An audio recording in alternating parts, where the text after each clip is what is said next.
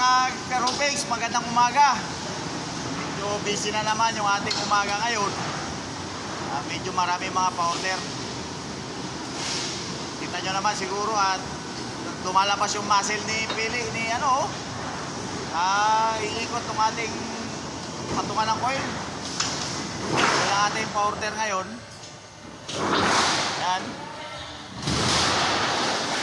Ito yung kahabaan ng makina ginagamit namin sa pagpuputo nito mga ano. Tandaan nyo, hindi ako may-ari nito ha. Empleyado lang tayo rito. Ito yung kasama ko dito.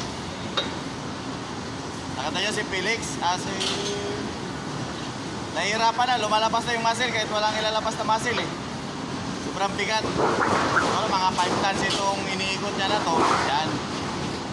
So, yun po yung proseso bago maging ano, ganyan muna.